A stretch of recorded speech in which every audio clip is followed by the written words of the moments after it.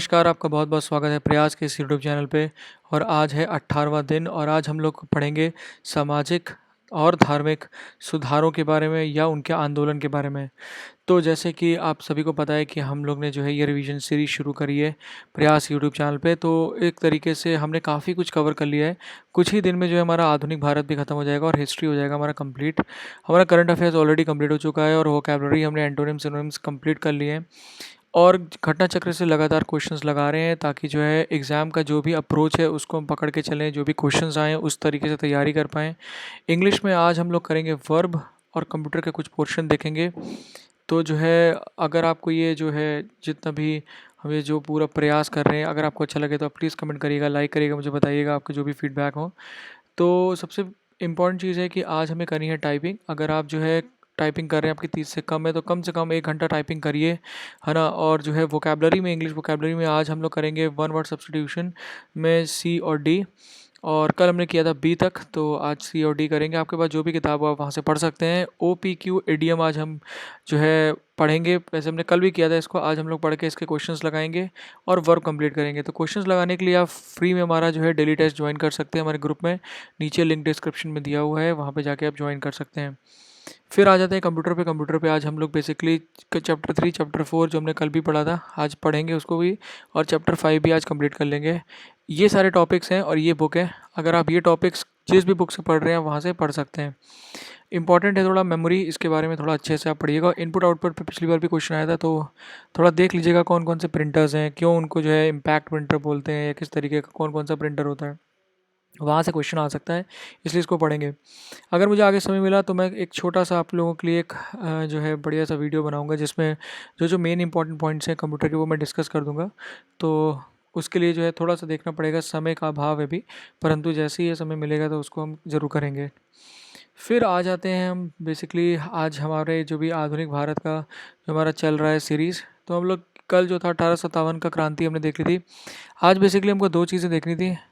एक हमारा कल जो था एक चीज़ रह गई थी, वो ये और भी जो रिवोल्ट हुए थे 1857 के आसपास, तो उसको आज हम देखेंगे, पर उसको मैं दूसरे वीडियो में डालूंगा। इस वाले वीडियो में जो है हम सोशो रिलीजियस मूवमेंट, यानी कि जो भी सामाजिक या धार्मिक सुधार हुए हैं उनके बारे में देखेंगे और उनमें क्या क्या इंपॉर्टेंट चीज़ें हैं वो सब उस पे हम थोड़ा सा दृष्टि डालेंगे। तो सबसे पहली चीज़ है कि जब हम सामाजिक और धार्मिक सुधारों की बात करते हैं, तो ये भारत में जो है धार्मिक, सामाजिक और धार्मिक सुधार बहुत समय से चले आ रहे हैं, ठीक है। सबसे पहले हमने पढ़ा था जब हम अपना प्राचीन भारत पढ़ रहे थे कि महाजनपद में ये सब शुरू हुआ था, जब बौद्ध और जैन बुद्ध और जैन धर्म का विस्तार हुआ, है ना। किस तरीके से जो पहले वैदिक काल जो चल रहा था उसको उसकी जो जितनी भी रीतियाँ थी, वो सारी कुरीतियाँ थी जो भी इनके अनुसार थी, उसको उन्होंने जो है किनारे रखकर जो है एक नया जो है एक युग की शुरुआत करी, मतलब धर्म की और ये सारी चीज़ों की। और वहाँ पे भी हमें थोड़ा सामाजिक सुधार दिखता है। उसके बाद 15वीं शताब्दी में हम देखते हैं कि भक्ति और सूफ़ी जो संत थे उन्होंने किस तरीके से मुग़ल काल और दिल्ली सल्तनत लोधी काल से जो है सिकंदर लोधी के बाद से किस तरीके से जो है भक्ति का प्रचार किया और भगवान के प्रचार किया, है ना। ये सारी चीज़ें भक्ति के बारे में। फिर हम देख अब आज जो है हमें देखना है कि ब्रिटिशर्स के काल में जो था, यानी कि 19th सेंचुरी में, यानी कि 1800 से लेके 1899 तक जो है कौन कौन सी अलग अलग जो है लोग आए, उन्होंने क्या क्या विचार उनके थे, क्या क्या संस्थाएं उन्होंने शुरू करी। तो बेसिकली देखते हैं हम, सती है इसमें, विडो है और रिलीजन, इस सब के बारे में होता है। और फिर जो है हम आगे जब पढ़ेंगे तब हम जब आगे के वीडियोस में देखेंगे तो गांधी जो हैं वो आते हैं, अम्बेडकर आते हैं 20th सेंचुरी में, यानी कि 1900 के बाद। और फिर वो कास्ट के बारे में बात करते हैं और भी भारत में जो भी कुरीतियाँ थी उनके बारे में बात करी जाती हैं। तो इस तरीके से सामाजिक धार्मिक सुधार और आंदोलन भारत में चला। हमने इन दोनों के बारे में पहले चर्चा कर चुके हैं, आज हम लोग इसके बारे में चर्चा करेंगे, ठीक है। तो जब हम एग्ज़ाम की बात करते हैं, अगर हम इलाहाबाद हाई कोर्ट ROA की बात करें या UP PSC ROA की बात करें, तो क्वेश्चन 4 जगह से आता है। इन 4 चीज़ों को हमें बहुत ध्यान से पढ़ना है। और सिर्फ नाम है और कुछ चीज़ें हैं जिनको हमको जो है थोड़ा समझ कर उनको याद कर लेना है। तो जैसे पर्सनालिटी, यानी कि उस समय कौन कौन से लोग थे उनके बारे में आपको पहले नाम पता होना चाहिए। दूसरी चीज़ उनकी विचारधारा क्या थी, क्योंकि जिस पे विचारधारा होती है उसी पे व्यक्ति काम करता है ना? तो विचारधारा उनकी क्या थी? फिर दूसरी चीज़ कि उन्होंने कौन-कौन से इंस्टीट्यूशंस खोले, उन्होंने कौन-कौन से ऑर्गनाइज़ेशन खोले, उन्होंने कौन-कौन सी संस्थाएँ खोली, ये सारी चीज़ें। और उन्होंने वो संस्थाओं के अंदर किस चीज़ के लिए काम किया, समाज के लिए। तो ये 4 चीज़ों पे ही बेसिकली क्वेश्चन बनता है, ठीक है? तो स शुरू करते हैं हम इसको। तो सबसे पहले क्या है कि सामाजिक जो धार्मिक सुधार हुआ, उसके बेसिकली 3 प्रकार थे। जो भी व्यक्ति इनमें आए, उन्होंने 3 चीज़ों पे मतलब उनकी 3 विचारधाराएँ थीं। पहले थे सुधारक। सुधारक वो लोग थे जिन्होंने ये कहा कि जो है जो भी सोसाइटी है इस समय चल रही है, वो बेसिकली जो है एक तरीके से जो है उसके अंदर सुधार आना चाहिए। जो पुरानी रीतियाँ चल रही हैं उसके अंदर सुधार आना चाहिए। और नया जो दृष्टिकोण है, नया इस समय मॉडर्न जो दृष्टिकोण है, आधुनिक दृष्टिकोण है, उसको लाना चाहिए। दूसरे जो थे वो थे पुनरुत्थानवादी। पुनरुत्थानवादी वो लोग थे रिवाइवलिस्ट। उन्होंने क्या बोला कि जो है हमारा जो धर्म था वो उसका एक तरीके से ह्रास हो गया है, और जो है हमें वापस अपने धर्म के मूल सिद्धांतों को वापस पकड़ना है और हम उनको फिर से समझें। ठीक है? तो इसके अंदर जैसे आर्य समाज के लोग हो गए, है ना? और भी ब्रह्म समाज के हो गए, और ब्रह्म समाज के कह सकते हैं, और भी 2-3 जगह के इसमें आते हैं जो लोग पुनरुत्थानवादी के श्रेणी में आते हैं, ठीक है? तो आर्य समाज इसमें मेन है बेसिकली। और यहाँ पे आते हैं यथास्थिति। यथास्थिति में वो लोग थे जो जैसे चल रहा था उसको कोई उन्होंने छेड़ा नहीं, ना वो कह रहे थे सोसाइटी में किस चीज़ की ज़रूरत है, ना कुछ ऐसा हुआ है। तो उसमें जैसे कि जो लोग कट्टर जो भी अपने धर्म को फॉलो करते थे, वो इसके अंदर बेसिकली ज़्यादातर लोग देखे गए, ठीक है? तो अब हम लोग जो है इसको जो है कर लेते हैं शुरू। तो जब हम इसके बारे में पढ़ते हैं सोशल रिलीजियस मूवमेंट के बारे में, तो इसका एक बैकग्राउंड है, मतलब कि पीछे के एक हमें देखना पड़ेगा कि क्या चल रहा था भारत में। सबसे पहली चीज़ थी कि भारत में इस समय कौन सा काल चल रहा है। हम देख रहे हैं 1800 से लेके 1899 तक का काल चल रहा है, ठीक है? और जो ब्रिटिश गवर्नमेंट है वो अपनी नई नई नीतियाँ लेके आ रही है ना? जो कि फार्मिंग से रिलेटेड है, यानी कृषि से रिलेटेड है, भूमि से रिलेटेड है, शिक्षा से रिलेटेड है, धर्म से रिलेटेड है। और इस सब की वजह से बहुत असंतोष फैल गया है लोगों के अंदर, ठीक है? तो लोग जो है विचारों को ढूंढ रहे हैं कि कोई विचार दे उनको। और इसी के बीच में जो है बहुत सारी कुरीतियाँ भी भारत में चल रही हैं, है ना? धर्म से रिलेटेड, जैसे सती है और जो है किसी का मतलब अगर विवाह टूट गया या कुछ हो गया, है ना? तो उसकी शादी नहीं हो पा रही है, शादी नहीं करने दे रहा समाज, सती प्रथा है।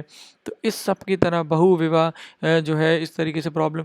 तो ये सारी चीज़ें जो है समाज में बनी हुई हैं, ठीक है? सॉरी।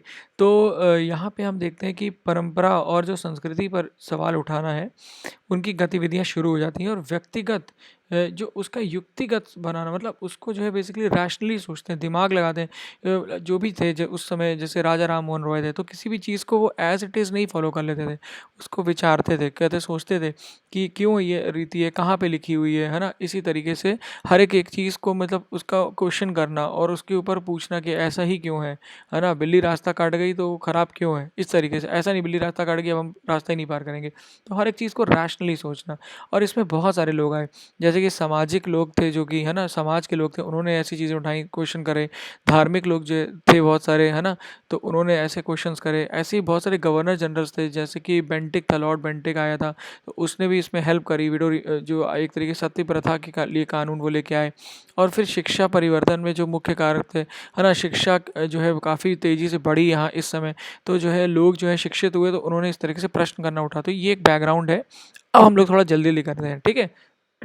तो जैसे कि पुनरुत्थानवादी के बारे में मैंने आपको बता दिया कि उनको जो था भारतीय संस्कृति, इसमें उनको जो लग रहा था कि एक तरीके से जो भारतीय संस्कृति उसका दमन हो रहा है, या उसका जो है कह सकते हैं डिक्लाइन हो रहा है, मतलब लोग जो थे वो अंधविश्वासी बनते जा रहे। तो उन्होंने पुनरुत्थानवादी उनको बोला जाता है। अभी हम देखेंगे कौन कौन थे।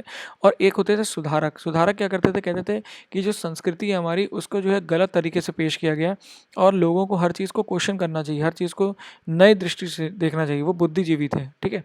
तो इस तरीके से समझ लीजिए थोड़ा बहुत। तो सबसे पहले इसमें नाम आता है राजा राम मोहन रॉय का। देखिए इलाहाबाद हाई कोर्ट का एग्ज़ाम हो या यूपीपीएससी या आरओ का एग्ज़ाम हो, ज़्यादा डिटेल में नहीं पूछेगा, पर आपको थोड़ा-सा हल्का-सा पता होना चाहिए, ठीक है? अगर आपको हल्का-सा पता होगा उन्होंने क्या-क्या किया है, तो आप ईज़िली क्वेश्चन कर लेंगे। जैसे राजा राम मोहन रॉय थे, ठीक है? तो इन्होंने क्या किया, सती प्रथा के लिए कार्य किया, ठीक है? ये पिछली बार क्वेश्चन भी आया था।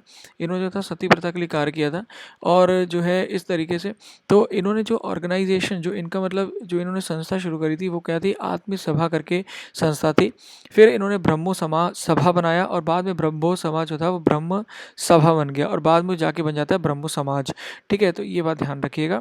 उसके बाद जो है कलकत्ता यूनिटेरियन कमेटी एक थी, इन्होंने ही शुरू करवाई थी और वेदांत कॉलेज में इन्होंने जो था वेस्टर्न आइडियाज़ के बारे में पढ़ाई करी थी। तो ये सारी चीज़ें थी, इनसे रिलेटेड थी, ठीक है? उसके बाद अब यहाँ पे आ जाइए इस जगह। तो इन्होंने क्या करा था, ये मूर्ति पूजा में विश्वास नहीं करते थे, ये निरर्थक मानते थे उन सभी चीज़ों को और जो अनुष्ठान थे, है ना, हिंदू धर्म में, उनको भी निरर्थक मानते थे। ये चीज़ थी इंपॉर्टेंट, ठीक है? फिर ये क्या कहते थे, वेदों में विश्वास मानते थे, पर कहते थे तर्क में भी विश्वास रखो, मतलब कि तर्क करो हर चीज़ को क्वेश्चन करो। तो ध्यान रखिएगा, वेद को मानते थे पर मूर्ति पूजा को नहीं मानते थे। फिर इन्होंने जो था टैक्स फ्री, ये किस चीज़ के खिलाफ थे कि मान लो कोई भूमि है जो टैक्स फ्री है पर उस पर भी कर लग रहा है। सती प्रथा तो मैंने आपको बताई दी। जमींदारी के जो नकारात्मक प्रभाव है उनके खिलाफ ये बोलते थे।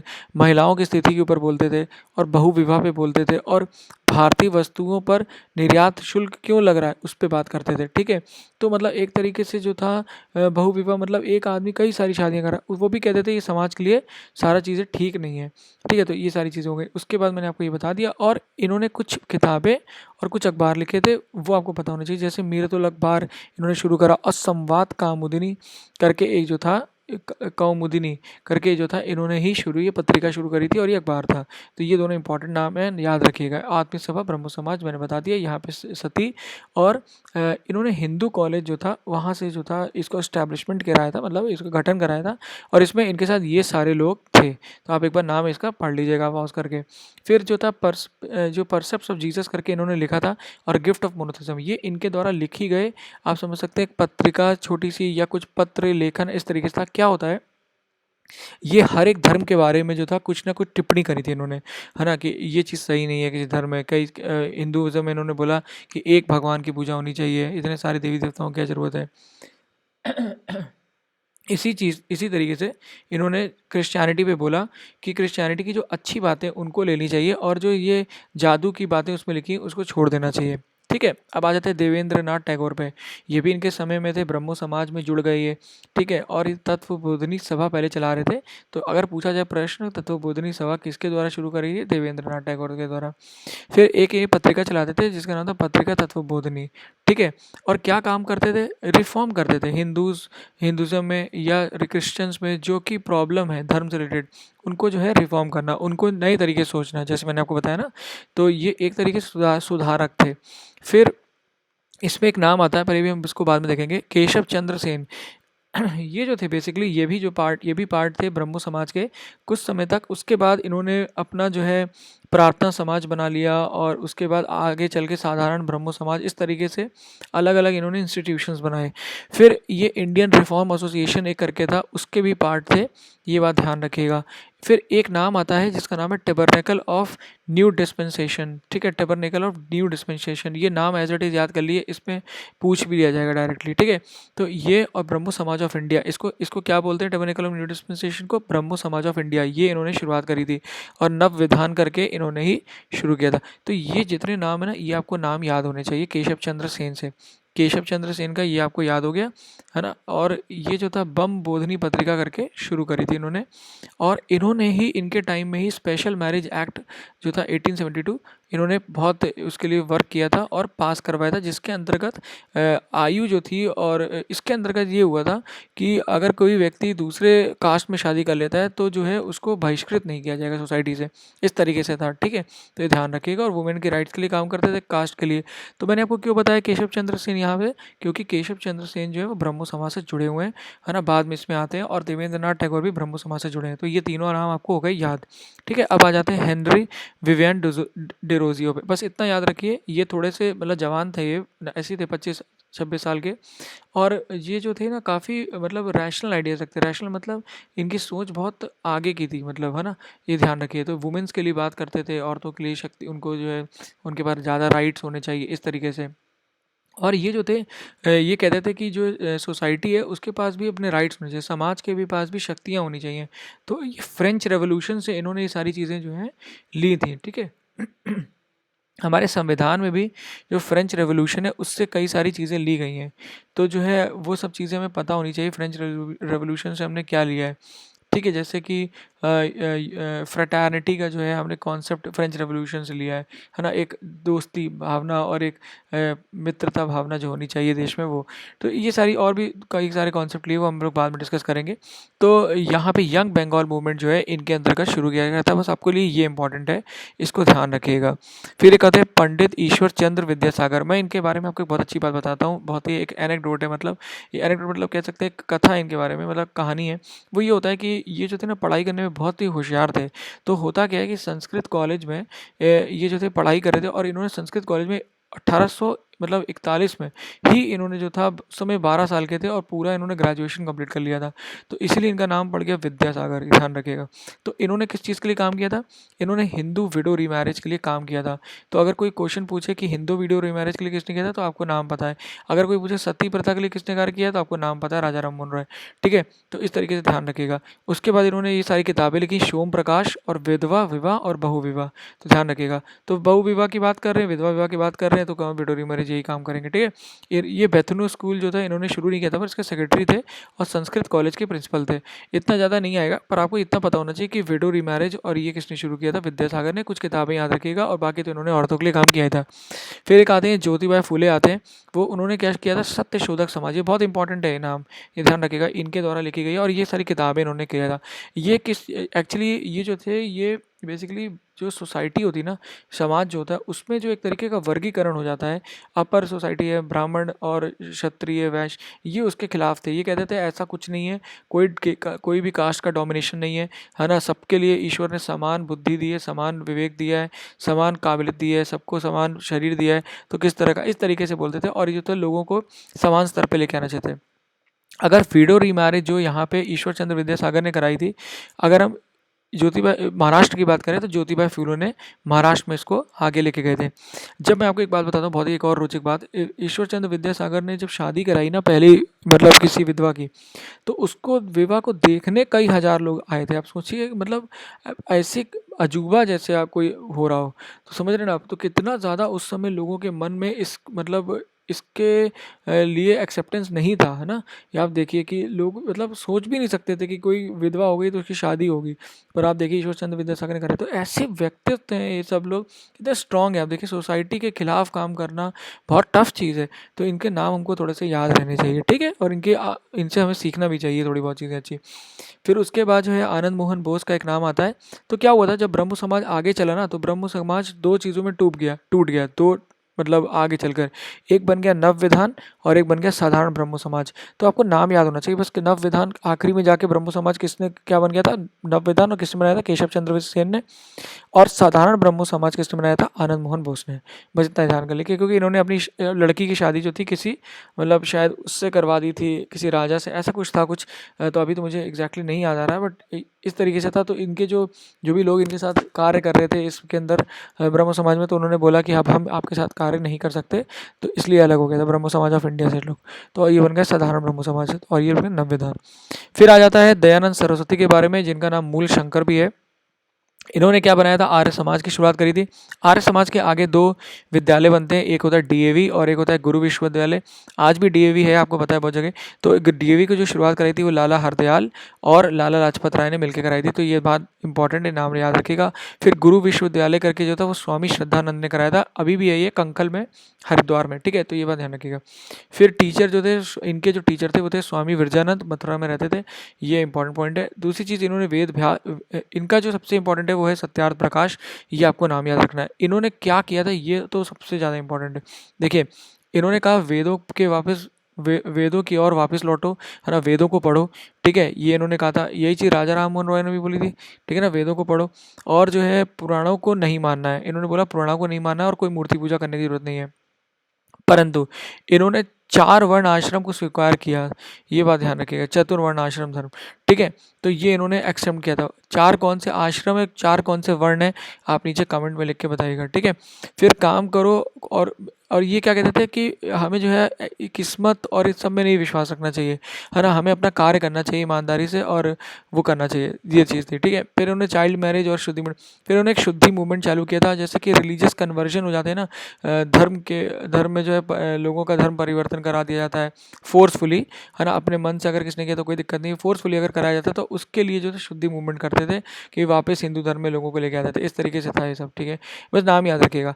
और जो है श्वेत वर्चस्व के खिलाफ जो थे इन्होंने कार्य किए थे, तो काफ़ी सारे अच्छे कार्य किए थे इन्होंने। और जो है इनका नाम देना है दयानंद सरस्वती मूलशंकर आर्य समाज का गठन, ध्यान रखिएगा। फिर आ जाते हैं स्वामी विवेकानंद। तो जो है स्वामी विवेकानंद थे वो बेसिकली क्या थे, इनको जो है सुभाष चंद्र बोस बोलते हैं कि ये जो है स्पिरिचुअल पिता हैं, किस चीज़ के, आध्यात्मिक पिता हैं आधुनिक नेशनल मूवमेंट के, ठीक है? जो हमारा आधुनिक भारतीय मूवमेंट हो रहा है, जो उसके कौन है, ये एक तरीके से आधुनिक आध्यात्मिक पिता हैं, ठीक है? कौन बोले, सुभाष चंद्र बोस। और रविंद्रनाथ टैगोर क्या कहते हैं, कहते हैं अगर आपको भारत को जानना है तो आप विवेकानंद को जानिए, ठीक है? और इनको जो स्वामी की उपाधि दी थी, बहुत इंपॉर्टेंट पॉइंट है, वो राजा ऑफ खेतरी ने दी थी, तो ये बात ध्यान रखिएगा। और 12 जनवरी को युवा दिवस मनाया जाता है। तो इन्होंने कौन सी संस्था शुरू कर दी, रामकृष्ण मिशन शुरू किया था, वेदांत सोसाइटी शुरू करी थी, ये दोनों नाम आपको याद रखने हैं, सबसे इंपॉर्टेंट है रामकृष्ण मिशन, ठीक है? कहते थे कि मनुष्य को सेवा करनी चाहिए और वो जो सेवा है वो देवता की सेवा करने बराबर है। फिर इन्होंने 2 चीज़ों पे बहुत बल दिया, वो था एक व्यवहार अच्छा रखो और परमार्थ करो, यानी कि दूसरों की मदद करो, ठीक है? और ये कहते थे वेदों पे विश्वास करना चाहिए, खुद भी करते थे, ठीक है? और मूर्ति पूजा पे भी ये विश्वास करते थे, ठीक है? तो इस पॉइंट को ध्यान रखिएगा। उसके बाद जो है इन्होंने जो स्पीच दी थी, वो पहली स्पीच जो आपको सभी को पता है मशहूर थी, वो शिकागो में दी थी 1893 में। ये फिर से एक बार और वर्ल्ड रिलीजन कॉन्फ्रेंस हुआ था, यहाँ पे भी हुआ था, यहाँ पे भी हुआ था। सेकंड जो हुआ था वो पेरिस में हुआ था, वहाँ पे भी गए थे, तो 1900 में यहाँ पे भी हुआ था, ठीक है? तो ये ध्यान रखिएगा। इनको जो था ये किस किस से मिले थे, जमशेद जी टाटा से मिले थे और मैक्स म्यूलर से मिले थे और सिस्टर निवेदिता से मिले थे। तो ये ध्यान रखिएगा, तीनों नाम, जमशेद जी टाटा, मैक्स म्यूलर और सिस्टर निवेदिता, ये इंपॉर्टेंट नाम है, ठीक है? और बुक्स का इतना इंपॉर्टेंट नहीं है, जो एग्ज़ाम के इंपॉर्टेंट पॉइंट थे वो मैंने आपको बता दिया। उसके बाद जो है एक आते हैं एनी बीसेंट आती हैं। ये जो थी बेसिकली थियोसॉफिकल सोसाइटी करके थी, एक सोसाइटी मूवमेंट था, उससे जुड़ी हुई थी। तो बस इतना याद रखिए कि एनी बीसेंट इससे जुड़ी हुई थी, इन्होंने गठन नहीं किया था, इसका गठन किसने किया था, मैडम ब्लवात्स्की और कर्नल ओलकॉट। नाम याद रखने की जरूरत नहीं है, ऑप्शन आएगा आप मार दीजिएगा। परंतु थियोसॉफिकल मूवमेंट जो है एनी बीसेंट ने नहीं किया था, ये बात ध्यान रखिएगा। पर एनी बीसेंट ने एक और चीज़ स्टैब्लिश कराई थी, मतलब गठन कराया था, वो था सेंट्रल हिंदू कॉलेज। ये इंपॉर्टेंट पॉइंट है, और सेंट्रल हिंदू कॉलेज इसका नाम है। और यहाँ पे जो था हमने देखा था कि इन्होंने कौन सा कराया था, एक यहाँ पे और कॉलेज था ना किसी में, ये हिंदू कॉलेज, ये राजा राम मोहन रॉय ने कराया था, तो ये अलग है और ये वाला शायद अलग है, ठीक है? तो ये बात ध्यान रखिएगा, ये 1898 में हुआ है और वो बहुत पहले हुआ है, राजा राम मोहन रॉय बहुत पहले थे ना। फिर ये जो था, फिर एम.जी. रनाडे का नाम आता है, इन्होंने प्रार्थना समाज करके शुरू करा था। तो ये यहाँ पे नाम ये इंपॉर्टेंट है, बहुत ज़्यादा इंपॉर्टेंट है, इसका नाम याद रखिएगा कि किसने किया था ये। और इनको गुरु ऑफ गोखले भी कहा जाता है, गोपाल कृष्ण गोखले के गुरु, गोपाल कृष्ण गोखले को गांधी जी का गुरु कहा जाता है। और इन्होंने जो शुरुआत करी थी वो थी सर्वेंट्स ऑफ इंडियन सोसाइटी, तो ये क्वेश्चन आ सकता है, इसका नाम याद रखिएगा आप, ये इंपॉर्टेंट है, ठीक है? और इनका भी नाम याद रखिएगा, प्रार्थना समाज का। और इन्होंने जो था एक इंडियन नेशनल सोशल कॉन्फ्रेंस शुरू करी थी, ये ध्यान रखिएगा, ठीक है? बस इतना काफ़ी है एम जी रनाडे का। फिर अब हम आ जाते हैं रिलीजियस, यानी कि धार्मिक, धर्म के से रिलेटेड जो रिफॉर्म हुए थे उसमें कौन कौन से इंपॉर्टेंट नाम है, बस ध्यान से सुनिएगा, बहुत ही ईजी है, कुछ कठिन नहीं है। पहला था रहनुमाई मज़ादयान मजदयासन सभा, थोड़ा अजीब सा नाम है पर याद रखिए, रहनुमाई सभा नाम ऐसे याद रखिए, ठीक है? तो इसमें कौन कौन लोग थे, ये लोग थे, ठीक है? और एक जनरल मतलब निकालते थे, मतलब एक तरीके पत्रिका निकालते थे, उसका नाम था रास्त गुफ्तार। तो पूछा जाएगा रास्त गुफ्तार या ये रहनुमाई, ये किन से धर्म से रिलेटेड है, तो पारसी धर्म से रिलेटेड है, याद ध्यान रखिएगा। और एक दो नाम आप ये दिमाग में बिठा लीजिए, बाकी इंपॉर्टेंट नहीं है। फिर सिख जो था धर्म था, उसमें जो है 4 तरीके के, हम उसके अंदर एक तरीके से आप कह सकते हैं एक रिफॉर्म देखते हैं, और मतलब एक तरीके से चेंजेस देखते हैं। तो पहला थे निरंकारी, जिसको शुरू करा बाबा दयाल दास ने। ये कहते थे नानक की टीचिंग्स में जाओ, आदि ग्रंथ साहिब जो था, जो उन्होंने नानक लिखी थी, सिर्फ उसको पढ़ो। फिर एक आते हैं नामधारी, नामधारी जो थे बाबा राम सिंह, इन्होंने शुरू किया था। ये कहते हैं गुरुबाणी को पढ़ो, अरदास करो, लाठी पकड़ो, है ना, और डीटी वर्शिप मत करना, है ना, मतलब कि मूर्ति की पूजा मत करो। और गुरु गोविंद सिंह को ये लोग मानते थे। फिर आते हैं सिंह सभा, सिंह सभा में कौन थे, ये ज्ञान ज्ञानी ज्ञान सिंह और ठाकुर सिंह सनवाल।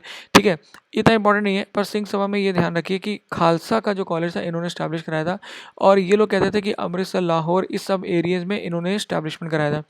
फिर एक आता है अकालीज़। अकाली आज भी हैं, पर इसमें क्या हुआ था, पहले जो थे इनको जो हेड करते थे वो थे महंत।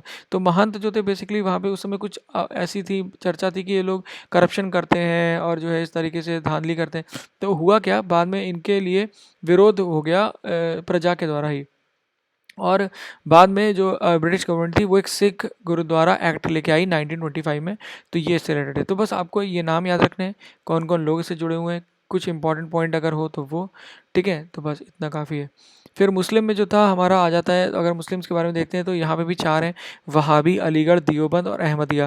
अहमदिया वही है जिनमें पाकिस्तान में जिनको माना नहीं जाता है, तो अभी मैं बताऊंगा क्यों नहीं माना जाता है। पहले वहाबी देख लिए। वहाबी जो थे वो कट्टर सुन्नी रिवाइवलिस्ट। ठीक है, वो कहते थे वापिस जो हमारा इस्लाम धर्म जो गिर रहा है उसको उठाओ और वापस जो है पुरानी हदीस को पढ़ो और जिहाद लाओ और ये सारी बातें। ठीक है, तो इसमें सैयद अहमद और बरेली जो थे वो बेसिकली इसको हेड करते थे, इसमें थे, इंपॉर्टेंट है, ये इंपॉर्टेंट नाम है। ठीक है, सैयद अहमद और बरेली कैसे जुड़े हुए हैं। फिर एक थे सैयद अहमद, सिर्फ सैयद अहमद। ठीक है, तो सैयद अहमद अलीगढ़ से जुड़े हुए थे। ये कहते थे कि जो मुस्लिम वर्ग है उसको जो है पढ़ाई करनी चाहिए, उसको उठना चाहिए, है ना। जब वो बढ़ेंगे तब वो जो है ज़्यादा अपनी जो है शक्तियों को बढ़ा सकते हैं, अपनी चीज़ों को जो है सही ढंग से ले सकते हैं, है ना, अपने राइट्स को समझ सकते हैं। तो इन्होंने इसके लिए क्या किया, एक Mohammed Anglo Oriental college Aligarh में शुरू किया, अलीगढ़ मुस्लिम यूनिवर्सिटी बाद में नाम हो गया, और जो है यूनाइटेड इंडियन पेट्रियाटिक एसोसिएशन करके इन्होंने शुरू किया। तो यहाँ पे ये ध्यान रखिए, अलीगढ़ मुस्लिम यूनिवर्सिटी किसने शुरू करी थी, सैयद अहमद ने शुरू करी थी, इतना इंपॉर्टेंट है बस। ठीक है, और इन्होंने किताब लिखी थी असबाब बगावत ए हिंदू, ये 1857 क्रांति पे शायद इन्होंने लिखी थी। तो ये नाम याद रखिएगा, किसने लिखी, इन्होंने लिखी है सैयद अहमद ने। ठीक है, ये इंपॉर्टेंट नाम है इसलिए ध्यान रखिएगा। फिर एक देवबंद आते हैं, ये देवबंद में कौन कौन इंपॉर्टेंट थे। तो देवबंद में ये नाम इंपॉर्टेंट है थे, बस इतना ज़्यादा मुझे लगता नहीं है क्वेश्चन इंपॉर्टेंट है, पर आप देख लीजिएगा एक बार। ठीक है, बस ये ध्यान रखिएगा, ये लोग फतवा, जिहाद और इन सारी चीज़ों पे बात करते थे, और बेसिकली यही सब था। इन्होंने इवन फतवा निकाल दिया था सैयद अहमद के खिलाफ भी कि आप जो इस तरीके से जो है मुसलमानों को जो है वेस्टर्न एजुकेशन को आप बातें बता रहे हैं, ये सारी चीज़ें। ठीक है, फिर एक कहते हैं अहमदियाज। अहमदियाज को शुरुआत किसने किया था, ये नाम याद रखिएगा, मिर्ज़ा गुलाम अहमद, इंपॉर्टेंट है। और एक गुरदासपुर पंजाब के एरिया में इन्होंने शुरू किया था। इन्होंने एक बुक लिखी जिसका नाम था बहरीन ए अहमदिया, और ये क्या करते थे ना, ये अच्छी बातें हर धर्म से उठा लेते थे, है ना। इसीलिए जो था, जो कट्टर वहाबी मुस्लिम्स थे वो इनको पसंद नहीं करते थे। ठीक है, तो ये अहमदिया से रिलेटेड था। तो हमने जो है यहाँ पे मुस्लिम्स का देख लिया, पारसी, सिख ये देख लिए, और काफ़ी कुछ जो है मेन नाम देख लिए। अब जो है हम अपने नेक्स्ट वीडियो में जो है, जो इसका नेक्स्ट वीडियो आएगा उसमें जो है थोड़ा सा कास्ट मूवमेंट के बारे में देख लेंगे, क्योंकि वीडियो लंबा हो गया है, और जो है जो भी अलग अलग रिवोल्ट हुए भारत में जो रह गए पिछले वीडियो में वो हम कवर कर लेंगे। ठीक है, तो आप लोगों के लिए यही कार्य है कि आप लोग जो है अपने नोट्स को पढ़िए अच्छे से, जो पॉइंट मैंने यहाँ पे बताए हैं देखिए, आप लोग समझ लीजिए उसको अच्छे से, और प्रीवियस इस पेपर को फॉलो करिए और आगे पढ़ते रहिए। अगर आपको वीडियो अच्छा लगा हो तो आप लोग कृपया लाइक करें, और जो इसी तरीके से चैनल पे बने रहने के लिए आप सभी का बहुत बहुत धन्यवाद, बहुत बहुत आभार।